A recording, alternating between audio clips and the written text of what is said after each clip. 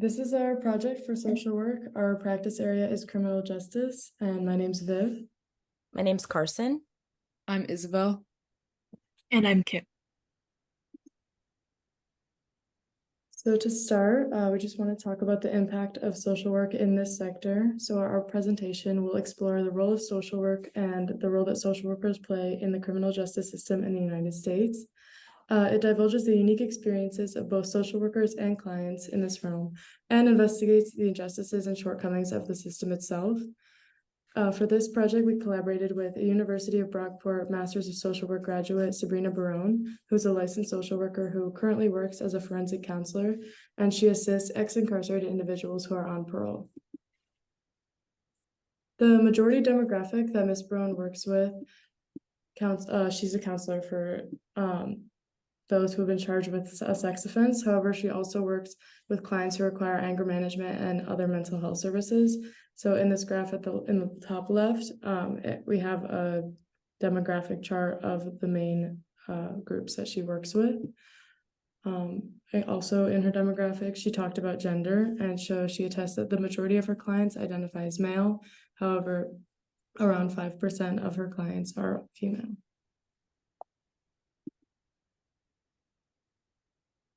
Okay, so for mine, I'm talking about the demographics and the practice settings. So within the social justice system, it's obviously very unfair, particularly to the treatment of Black man or male. Despite them coming in with evidence saying that they didn't commit a crime or such, it still comes to them resulting in being incarcerated, unequal and harsh treatment. So where she lives in New York, there's a lot of violence, gun violence, and very high levels of poverty. So it makes it more challenging and unfair due to their upbringing. They don't have a good upbringing. It's not stable. They're around a lot of negative behavior. So whenever you're around that, it kind of leads you to go on that path. So it's harder to not have the shaping and structure whenever that's what they're around. So not only is that a problem, but there's issues of food insecurity, limited opportunities, and that's the environment they grew up in. So Black men find themselves at a significant disadvantage, and don't receive the same opportunities as white individuals. They don't have the same privilege, and it's pretty much just a cycle of inequality that's been a thing for years now, but it's still a situation, especially in the criminal justice side of it. So, yes. So more on demographics and practice settings. Sabrina works with groups and rehabilitation groups. Again, I said she's based in New York, so many of her clients have experienced upbringings of crime, abuse, and just not having a good, stable family at home and just struggling environments. So that's pretty much who she works with. So her counseling is court mandated. So her clients are obligated to meet with her as a part of their parole agreement, which can be challenging because at this moment, they're very angry. They're not happy. She stated that the way I look at it, they're not mad at me. They're mad at stuff that's going on. They're mad at the treatment. They're mad that they're not having to, or they're mad at what they're having to do in the treatment. So it's hard to build a trust barrier in that moment because they are struggling with what's going on. In her personal experience, she is one female sitting in a room with 10 guys that have committed very bad crimes, such as assault charges and domestic violence. And a lot of them do hate women, and they also just don't want to be there. They're not happy. It's hard to trust people, especially growing up in the environment they're in. So that is that. Okay, so I did some learning points just about criminal justice, the background. So a lot of social workers in this system take a holistic approach when working with clients. So not just considering the legal aspects of everything that's happening, but also the social, emotional, and psychological factors that can contribute to the reasoning of why this individual created or committed a crime, and why this behavior is like happening with them in particular. Um, Social workers will also advocate their rights, and they're very vulnerable for majority of people in the system. They care about them, especially the juveniles and just individuals with disabilities, marginalized communities. Sometimes they just mess up, they are struggling, they just didn't have, again, the right structure environment. So the unfair treatment within the system, a lot of social workers have sympathy and like want to advocate for the individuals who are going through parole and just in and out of jail. Um, as well as a lot of restoring and repairing is something that a lot of social workers focus on. There's lots of harm, and they want to help the offenders. They want to make amends to the crime in the community and just help out and understand where they're coming from, but also being able to realize that they're hurting and they went through harm. So they want to help those individuals with that. Um, Social workers also engage in preventing preventing efforts in community outreach to address social factors and contribute to crime. So a lot of individuals who are incarcerated or who are going through parole or they didn't have a good education growing up. They most likely didn't have a job. They probably were stealing things. And they just didn't have a good structure, as I said, a lot. So the community wants to have support systems aimed to help these individuals, and hopefully like in the future they're able to grow from the situation, get a job, start a family. Because it's a repeated cycle and it's hard to break that cycle. So they want to help the individuals get fair treatment within the world and hopefully be able to achieve having education and jobs and community support. And lastly, a lot of individuals have been trauma affected by either stuff that's happened beforehand, that could be family stuff, I guess from maybe committing a crime, seeing things. They want to understand them and they give them the benefit of the doubt of having trauma of the behavior that they've done. So they try to support them and help them to recognize what's going on and then what they've experienced. Continuing on to the points that Carson was making, intersectionality is extremely important in treating these kinds of clients because it's sometimes really hard to understand why they do what they do. It's important to comprehend that these issues are influenced by factors such as race, gender, class, and ability, and these affect and influence one another. And it also sheds light how systemic injustices disproportionately affect certain groups, like Carson was saying. And as social workers, it's our job to advocate for changes in these areas.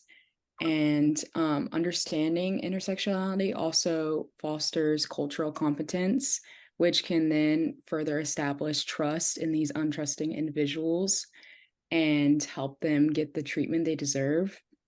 And finally, intersectionality really helps reduce disparities in this kind of treatment and just in criminal justice as a whole. And there's a video further establishing these points. Yes, as a whole, like how does their identity affect them as a client? Yeah, I think that kind of plays on the stuff that I've been talking about with like your upbringing. We have some clients who have been on food stamps their whole life, are on like DSS and have really never had any money. They grew up in inner city Rochester. They're from the streets since they were like 11 years old. They were like out gangbanging and stuff. And then I have some guys that come and they're like millionaires, or they like own their own business or something, and it's like a rich white man, and that person is in the same group with somebody who has never even seen that kind of money or like met somebody like that, you know? So I think sometimes it can upset the clients, but I think that they can also learn from each other in those ways, especially when they kind of haven't been around um, people that are different from them, or like they haven't been in a different environment. So I think it can kind of be helpful in ways. Um, I will say with the label of sex offender comes a lot in life. You are not, there's a lot of rules you have to follow. You are not going to be treated the same as normal people because of your past. I think that plays a big role into who these people are as well, no matter what you look like, what your age, like whatever. That's going to impact them as well. So we try to focus on that a lot in treatment, and kind of like navigating that throughout the rest of their life. I think, I mean, there's like different age ranges. I work with some women. That's always, people don't think of sex offenders as women. So that's kind of cool to work with in a way, because it's a different side of like what I'm used to working when I'm working with men. So like the stigma is just not as much there for them. All right. So the presentation might be a little wordy, so I had like a little short summary of everything that we talked about ish. So the background context for oppression. So like what's the setting of the practice? So usually um like criminal justice social workers, they work in like courts, juvenile delinquency, and adult correction facilities, and like victim service programs for like crime victims and domestic violence survivors. I wanted to touch a little bit on how we located a social worker in this area. So we, as a group, were lucky enough to have Viv have connections with a forensic counselor, Ms. Barone. So we were very lucky to have a connection with a social worker within the practice field that we were assigned. And I feel like, yeah, so, sorry. So I feel like since her work was mostly, her clients are mandated, so I feel like potential clients locating a criminal justice social worker would be like easier to find, I guess, if they were mandated it. Anyways, so back to what I was saying. What is forensic social work? So forensic social work is a subspecialty of social work that applies an integrative approach to social work practice with diverse populations impacted by legal issues, both civil and or criminal.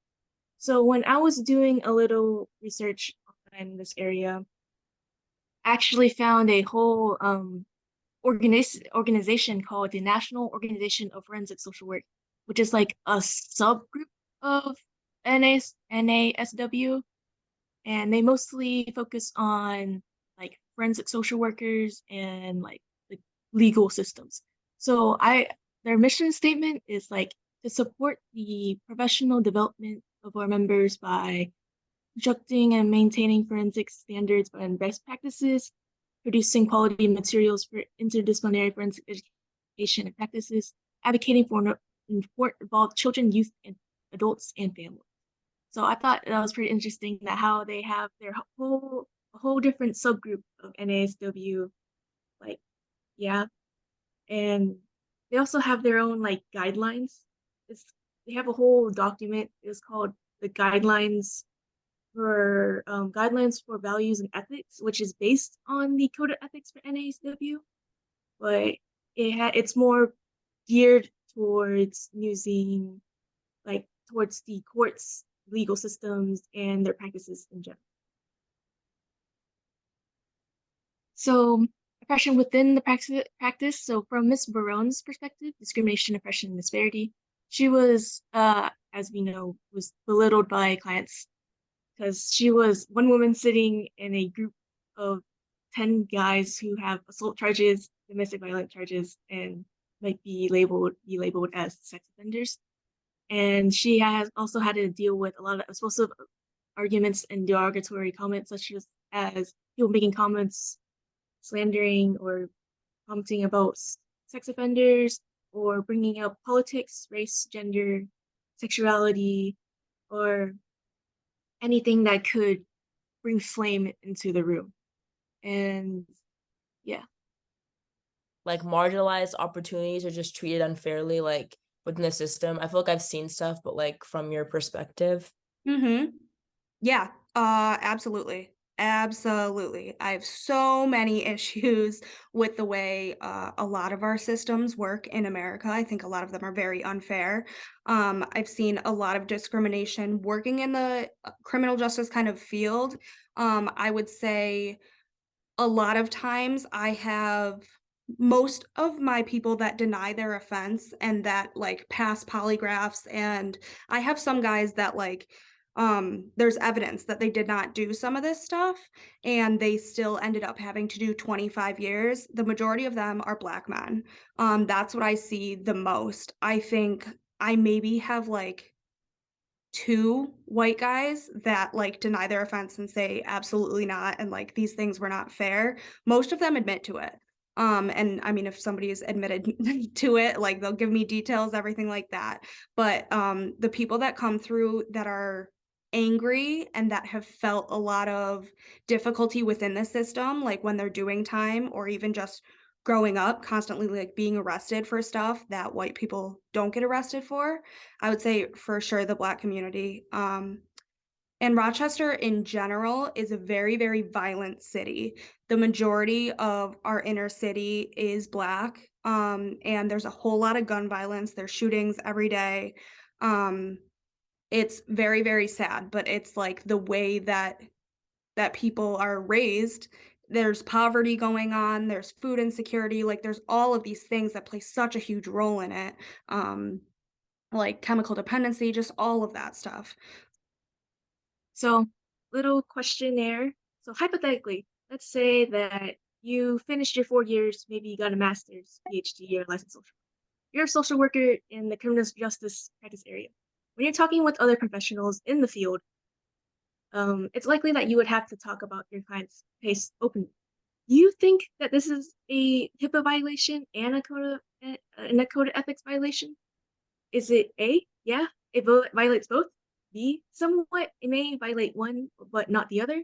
C, no, it doesn't violate any of them? Or D, I don't know what you're asking.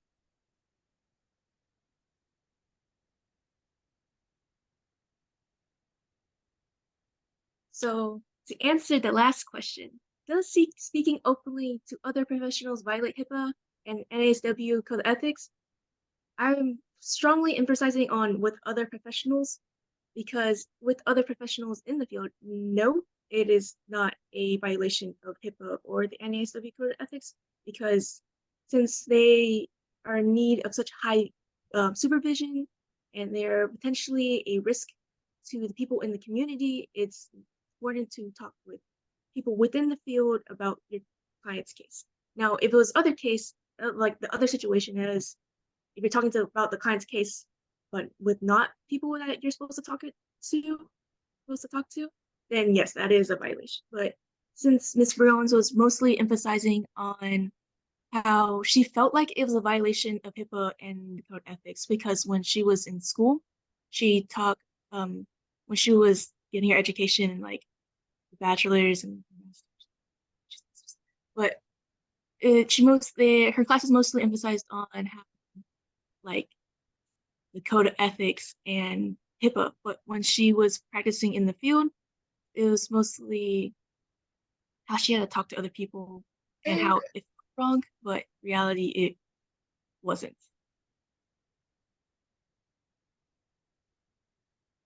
A few other ethical issues are like the conflicting demands and needs of employing organizations and the individual clients in each other's opposing interests, and balancing the need between public and safety and the need to address social needs of clients, which is like the approach of understanding the mental and physical health through a multi-lens. And then changes in the judicial policy forcing social work profession to develop different approaches to its roles in criminal justice system.